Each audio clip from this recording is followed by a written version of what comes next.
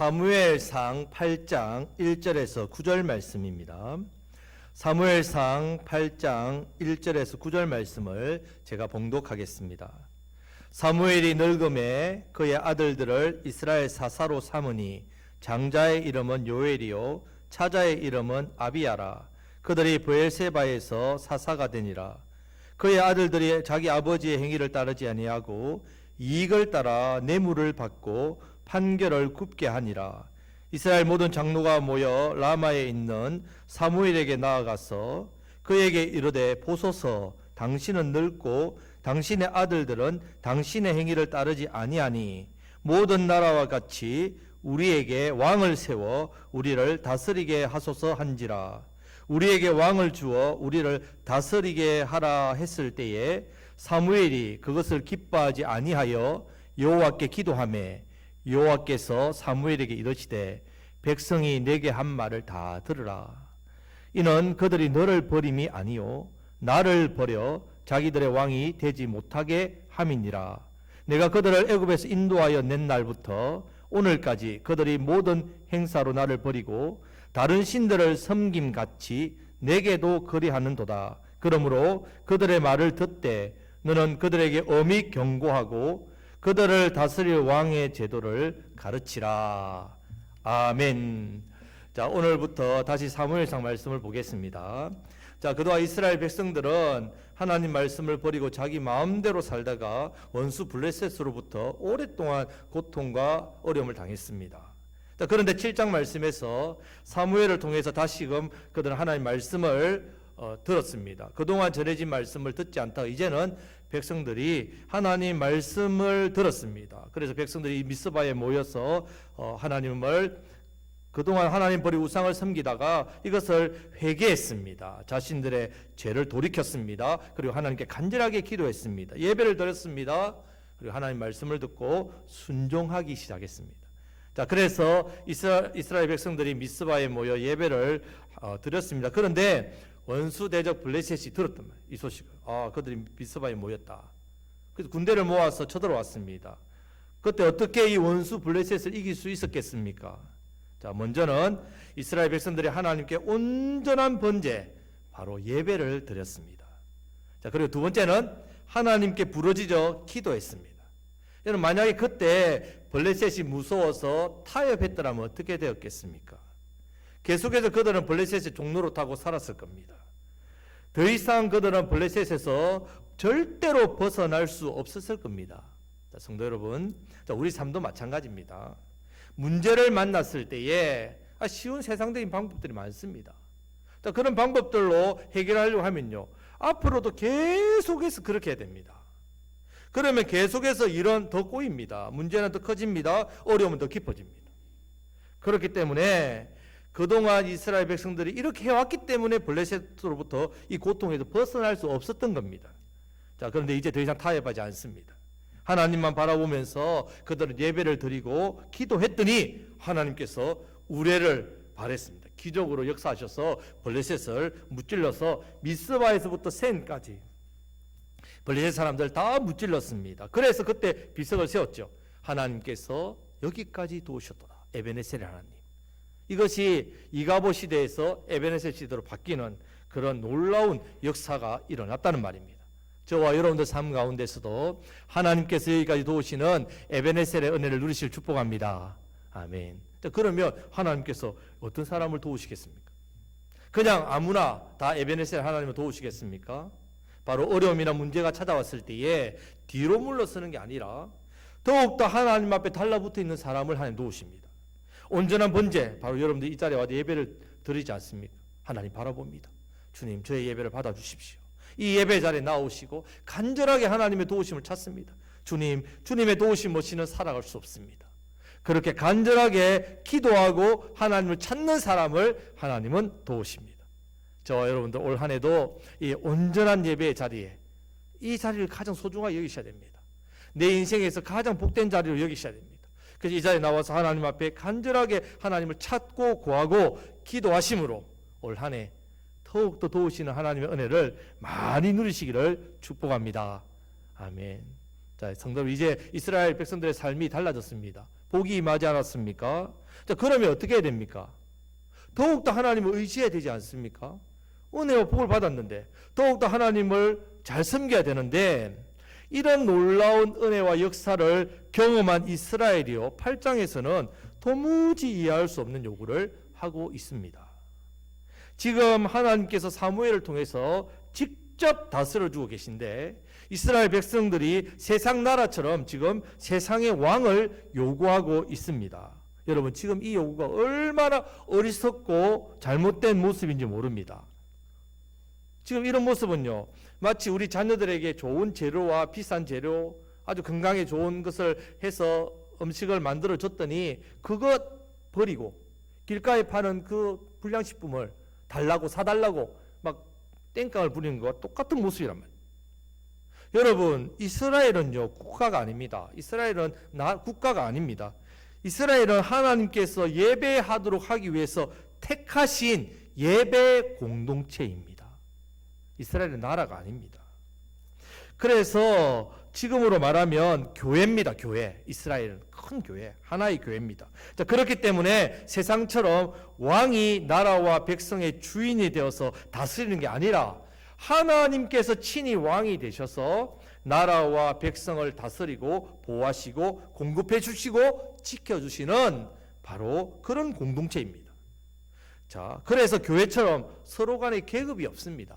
서로 간에 차별이 없습니다. 서로 간에 친분도 지위도 없습니다.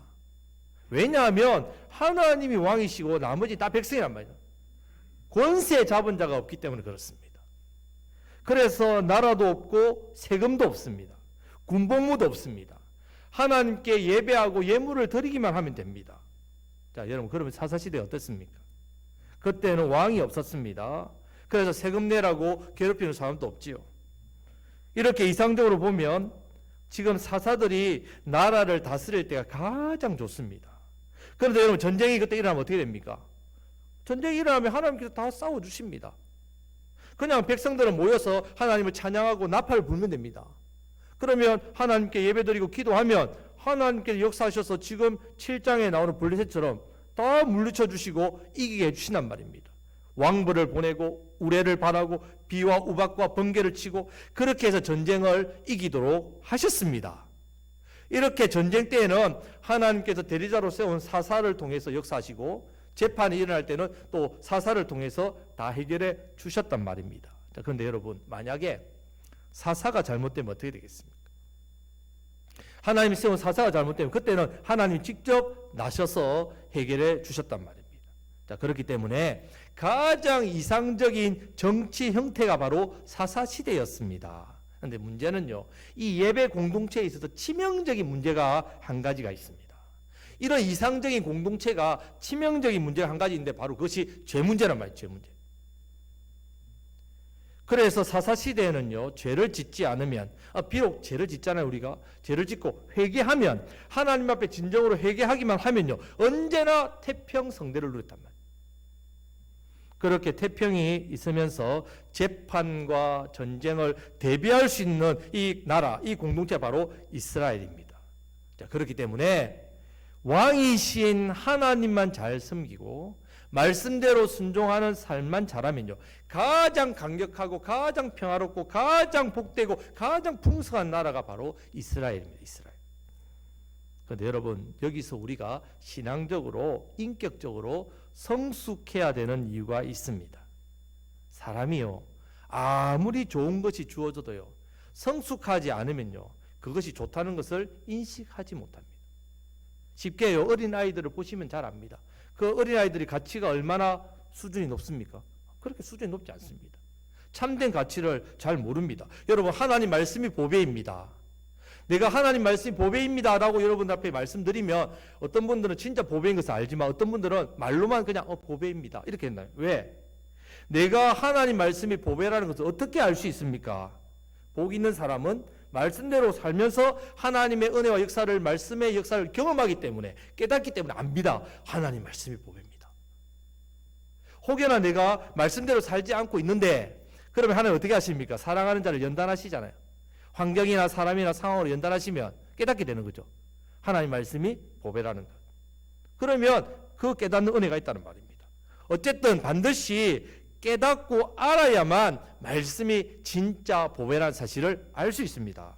그런데 이것을 깨닫지 못하고 이것을 인식하지 못하면 아무리 좋은 것, 하나님 말씀에 좋은 것을 줘도 여러분 아무런 소용이 없다는 말입니다.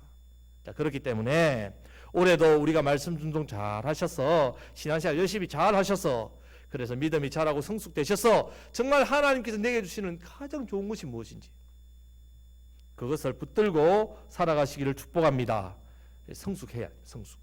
믿음도 삶도 인격도 성숙해야만 하나님께서 주시는 가장 좋은 것이 무엇인지 깨닫고 그것을 선택하고 그것을 누리면서 사는 복된 인생이 됩니다. 자, 그런데 지금 보십시오. 이스라엘 백성들 은혜 받았습니다. 하나님의 기적적인 역사를 경험했습니다. 하지만 성숙해지는 신앙의 단계로 나아가지 못하니까 어떤 일이 일어납니까? 지금 그동안 하나님께서 가장 이상적인 정치 형태를 주셨고 직접 다스려 주시고 지켜주셨는데도 불구하고 이것을 배척합니다. 그러면서 세상 나라의 왕을 구하고 있습니다. 여러분 이렇게 성숙하지 못하고 믿음이 없으니까 하나님께서 직접 통치해 주시는 것이 얼마나 좋고 얼마나 이것이 큰 복인지 큰 은혜인지 모르는 겁니다. 세상 왕이 없으니까 세금 없습니다. 사람 권세 없으니까 사람에 대해서 서로 계급으로 또 힘으로 차별하고 이 권력으로 사람을 누르고 괴롭히는 그런 것들이 없습니다. 재판, 전쟁 하나님 다 해결해 주시지 않습니다. 세운 사사를 통해서 직접 해결해 주신단 말입니다. 그런데 이것이 최고로 좋은지 깨닫지 못하고 있다는 말입니다. 자, 우리 오늘 말씀을 통해서 구체적으로 좀 보겠습니다. 왜 그러면 이런 이상적인 정치 체제 이것을 백성들이 싫어하고 세상 나라처럼 세상의 왕 어떻게 보면 이 세상의 왕은 아주 가치가 떨어진단 말이에요. 그에 비하면 왜 그런지 그 원인을 살펴보겠습니다. 무엇보다도 우리도 지금 이스라엘 백성들처럼 하나님께서 주신 좋은 것을 못 느끼고 버리고 세상에 좋은 것을 요구합니다. 하나님 이것 좀 주세요. 하나님 이것 좀 주세요. 하나님 이미 좋은 거 주시는데 버리고 이런 모습이 되기 쉽다는 말입니다. 그래서 오늘 말씀을 통해서 우리가 성숙해져서 하나님께 주신 좋은 것을 선택하게 되시는 은혜가 있으시길 축복합니다. 아멘. 자, 오늘 말씀 크게 두 부분으로 살펴볼 수 있습니다. 첫 번째는 1절에서 5절 말씀입니다. 자, 여기서 왕을 구하는 표면적인 이유가 나옵니다. 그리고 6절부터 9절 말씀에서는 속에 있는 이면적인 이유가 나옵니다. 자, 먼저 1절, 2절 말씀을 우리 다 같이 읽겠습니다. 사무엘이 늙음에 그의 아들들을 이스라엘 사사로 삼으니 장자의 이름은 요엘이요 차자의 이름은 아비야라. 그들이 브엘세바에서 사사가 되니라. 아멘. 지금 사무엘이 늙었다고 했습니다. 자, 그리고 사무엘의 두 아들이 나옵니다. 장자는 요엘이요 차자는 아비야입니다. 그런데 어떻게 된 일인지 지금 사무엘의 아들들이 사사가 되어 있습니다. 여러분 사사는 절대로 세습 제도가 아닙니다. 여러분 한국 교회 지금 큰 문제가 뭡니까? 바로 그 중에 하나가 세습입니다. 세습. 이번 아주 교묘한 방법으로 또 세습을 하는 얼마 전에 우리 여수에 가까운 곳에 큰 교회에서 그렇게 하는 것 듣고 정말 가슴이 아팠습니다. 그런데 여러분 더 심각한 것은요 3절 말씀입니다. 자, 3절 말씀을 다 같이 읽겠습니다. 그의 아들들이 자기 아버지의 행위를 따르지 아니하고 이익을 따라 뇌물을 받고 판결을 굽게 하니라. 아멘. 아들들이 엉망진창입니다. 오늘날 목회자들 중에서 이런 경우가 안타깝게 있습니다. 아버지는 정말 신실하고 위대하게 하나님 앞에 쓰임 받았는데 그 자식들은 믿음도 없고 삶도 신앙도 엉망인 경우 그런 경우가 있습니다. 여러분 지금 아무리 위대한 사무엘이라 하더라도 자식은 어떻게 할 수 없다는 생각이 지금 듭니다. 여러분 자 우리 자녀들도 마찬가지지 않습니까?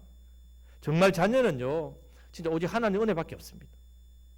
우리가 자녀들을 위해서 뭔가 열심히 노력하고 수고하면 자녀들이 다 잘 될 거야 라고 여러분 생각하십니까? 아닙니다. 하나님 은혜밖에 없습니다. 자 따라 하시겠습니다. 기도하는 자식은 절대로 망하지 않는다. 부모가 여러분 기도하시면 자식을 위해서 절대 망하지 않습니다. 왜? 그 자녀에게 뭐가 임하기 때문에? 하나님 은혜가 임하기 때문에. 자녀는요 정말 여러분 하나의 은혜밖에 없습니다. 자녀들을 위해서 더욱더 간절하게 기도하시기를 축복합니다. 아멘. 자, 지금 이런 사무엘 아들들이 사사로 있으니까요. 자, 이스라엘 백성들이 사무엘 앞에서 이 사사로 있었던 과거의 엘리의 아들들이 떠오르는 겁니다. 자, 엘리의 아들들 때문에 나라가 어떻게 됐습니까? 3만 명, 3만 4천 명 다 죽었죠. 엄청난 정말 슬픈 일을 당하지 않았으면 두려운 거예요. 엘리 아들들 때문에 당했던 것, 사무엘 아들들을 통해 또 당했구나. 자, 사무엘처럼 하지 않고 이익을 따라 뇌물을 받고 판결을 굳게 했습니다. 그러면 당연히 억울할 사람이 한두 명 생기죠. 아니요, 더 많이 생기죠. 억울하게 당했으니까. 얼마나 그 분노가 쌓여가겠습니까? 자, 그러면서 이스라엘 백성들이 엘리의 그 아들들 엄청난 그 엉망진창 모습을 한번 경험하고 나니까 이제 그 마음 속에 이제 그런 마음들이 생기니까 이 사무엘 아들들도 엉망진창이니까 우리도 똑같은 꼴을 또 당하면 안 되지. 그래서 지금 당장 사무엘을 찾아갑니다. 당신은 늙었고 당신의 아들들은 뇌물을 받고 판결을 굽게 하니까 이래서는 안 됩니다. 우리도 열방처럼 왕이 있어야 되겠습니다. 이렇게 세상 왕을 지금 요구하고 있다는 말입니다. 자, 이것이 표면적인 이유입니다. 자, 4절 5절 말씀을 다 같이 읽겠습니다. 이스라엘 모든 장로가 모여 라마에 있는 사무엘에게로 나아가서 그에게 이르되 보소서 당신은 늙고 당신의 아들들은 당신의 행위를 따르지 아니하니 모든 나라와 같이 우리에게 왕을 세워 우리를 다스리게 하소서 한지라. 아멘. 당신은 늙었고 당신의 아들들은 지금 엘리의 아들처럼 악하기 때문에 이제 이전처럼 나라 또 망하면 어떻게 됩니까? 이제 강한 이웃 나라처럼 우리도 좀 강력한 왕을 세워서 우리도 우리를 왕이 다스리게 해달라고 그렇게 요구하고 있다는 말입니다. 여러분 표면적으로 보면 그 이유가 참 그럴싸합니다. 맞네.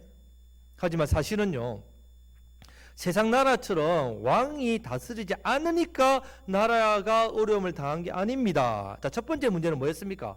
사사는 세습이 아닙니다. 예. 잘못되게 사사를 세웠죠. 두 번째, 그렇게 잘못되게 세운 사사가 어떻게 해요? 엉망진창이잖아요. 사사의 문제란 말입니다.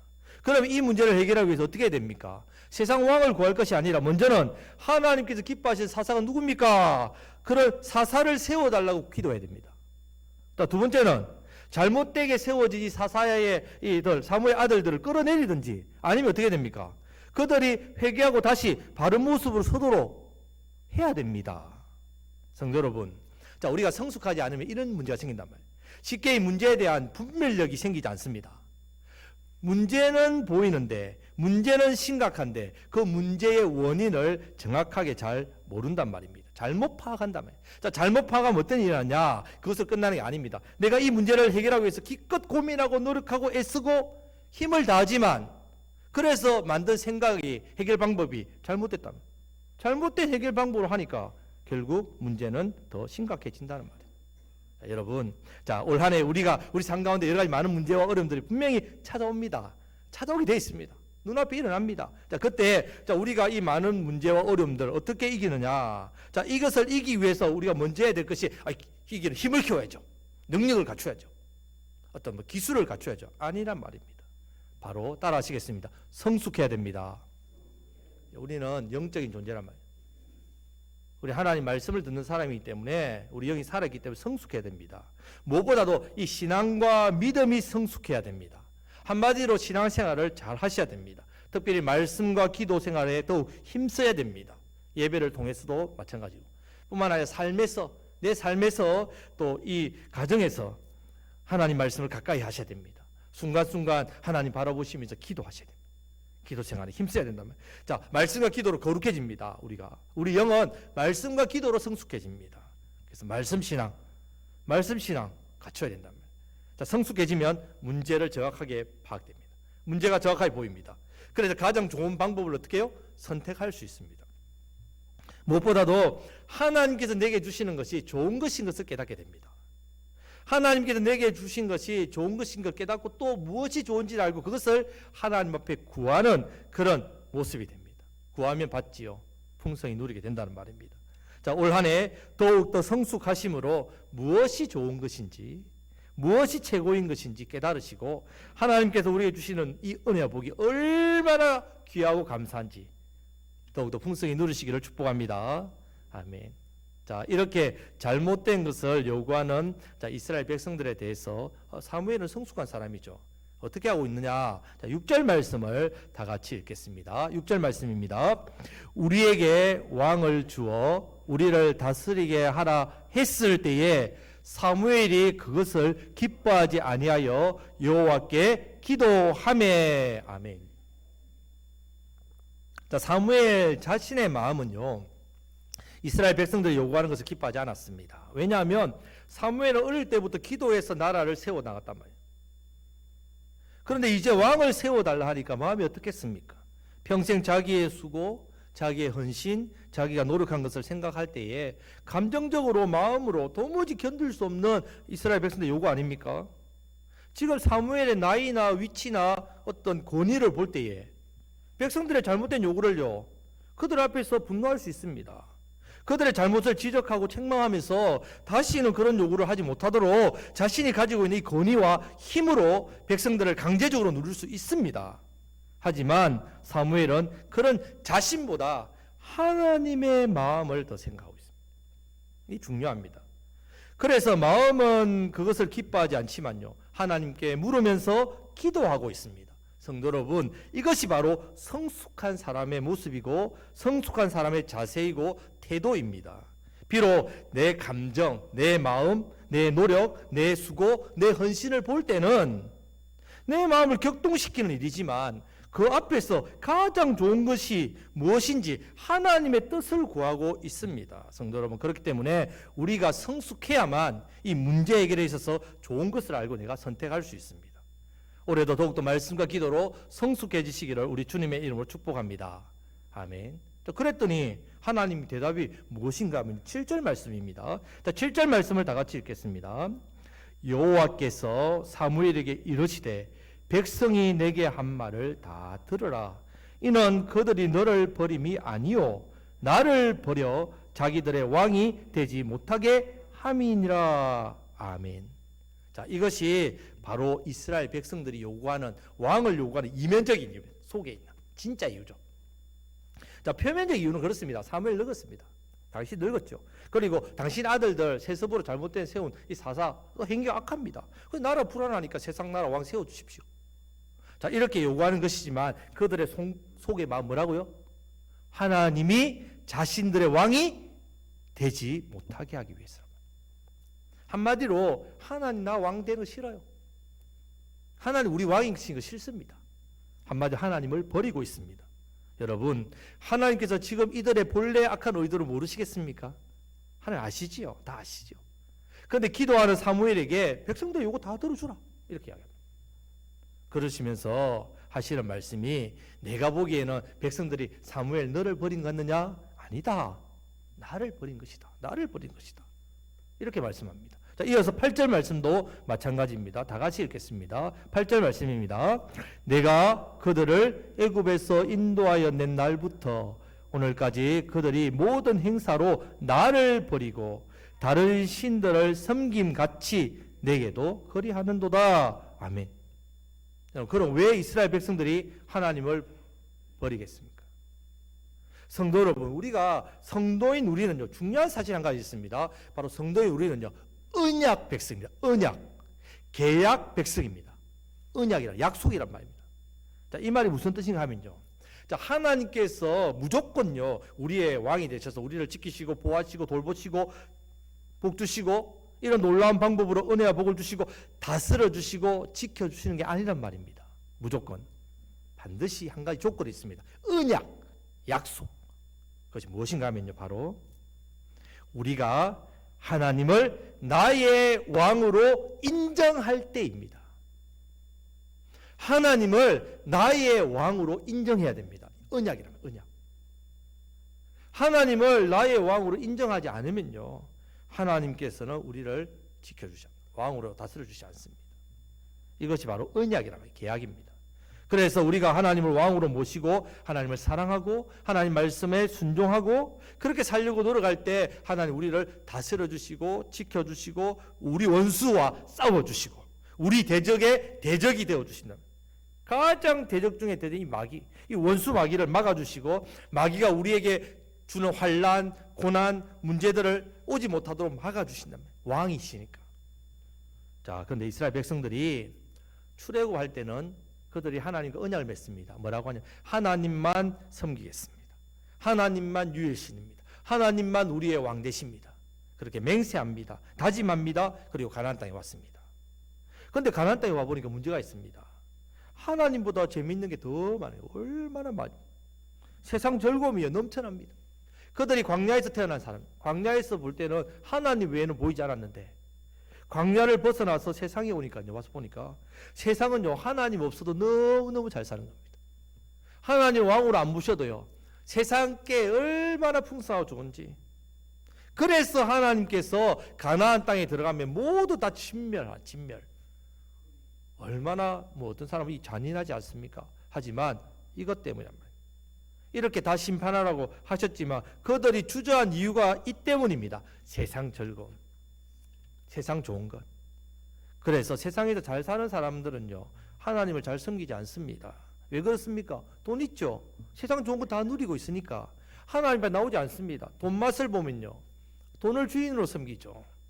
세상 즐거움을 보면요. 그 세상 즐거움에 그 쾌락에 내 제 본성 거기에 따라간다면 그런 사람은 하나님을 주인으로 왕으로 섬기지 않습니다. 자, 그러니까 하나님께서 언약을 파기한 이스라엘 백성들을 도와주지 않으시는 거죠. 이가봇, 하나의 영광, 하나의 은혜가 떠나버리는 거예요. 그런데 이스라엘 백성들은요. 우상도 사랑하고 세상 즐거움도 좋아하고 죄도 주는 즐거움도 누리다가 그것도 누리고 하나님도 섬기고 이렇게 하고 싶은 거예요. 그렇게 하고 싶은데 하나님은 절대로 그것을 허락해 주지 않으십니다. 그래서 은혜도 주지 않으시고 다스려 주시도 아니하시고 지켜 주시도 아니하시고 심지어 전쟁에 나가면 비참하게 패하게 하셔서 그렇게 그냥 내버려 두셨단 말이에요. 자, 지금 이스라엘 백성들도 마찬가지입니다. 그렇게 두시는 거예요. 그래서 9절 말씀에서 9절 말씀을 다 같이 한번 읽어보겠습니다. 하나님께서 그러므로 그들의 말을 듣되 너는 그들에게 엄히 경고하고 그들을 다스릴 왕의 제도를 가르치라. 그냥 내버려 두는 거예요. 왕을 세워주는 겁니다. 왕으로 통해서 당하는 고통들 당해봐라. 여러분 사사시대가 이것을 우리에게 보여주고 있습니다. 하나님께서는 엄히 경고하시면서 그냥 내버려 두시는 거예요. 여러분 우리 삶에서 하나님 간섭하시는 게 복입니다. 여러분들이 제약된 가운데 잘못된 길을 걸어가도 아무 문제 없어요. 내 삶에 아무런 어려움 없어요. 그것이 가장 무서운 심판이라는 사실을 기억해야 됩니다. 하나님께서는 그 살아간 자를 채찍을 가 연단하시고 징계하시고 그래서 하나님께로 바른 길로 인도하도록 바른 길 나오도록 인도하시는 분이시란 말입니다. 여러분 지금 이스라엘 백성들이 가장 좋은 하나님을 버리고 있습니다. 그리고 가장 안 좋은 세상 권력, 세상 지배 아래, 세상 압제 아래 놓이는 세상 왕을 구하고 있습니다. 왜 그렇습니까? 다 자기 욕심 때문에. 자기 욕심 때문에. 그래서 우리는 성숙해야 됩니다. 믿음이 성장해야 됩니다. 내 욕심, 욕망을 이길 길은 그것밖에 없습니다.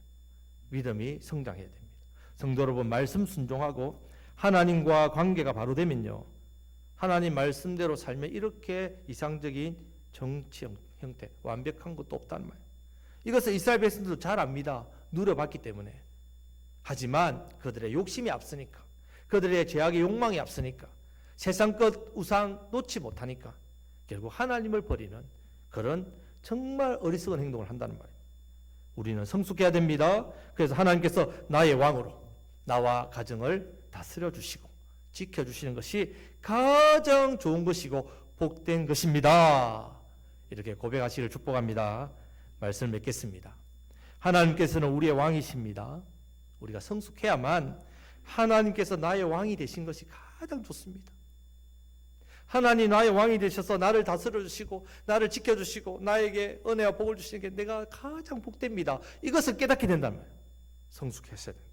그렇지 않으면 지금 이스라엘 백성들처럼 내 욕심, 내 죄악 때문에 하나님을 왕으로 모시기 싫어합니다.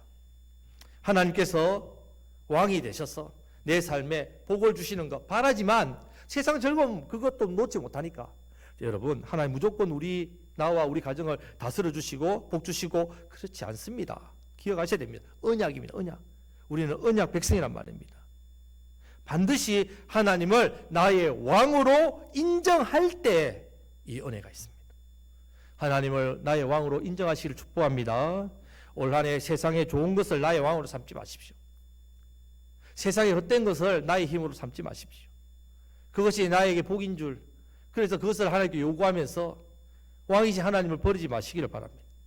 말씀과 기도로 더욱더 성숙해지심으로 하나님을 왕으로 모시고 살아가는 것이 가장 복된 것임을 잘 선택하셔서 이 은혜 누리시기를 축복합니다. 그래서 주어진 은혜와 복을 누리고 주신 이 예배의 사명, 생명의 사명 더욱더 잘 감당하심으로 더 많은 영혼들, 그분들이 하나님을 왕으로 모시는 이 복을 누릴 수 있도록 그분들을 살리시는, 인도하시는 저와 여러분들이 다 되시기를 간절히 바랍니다. 아멘. 기도하겠습니다.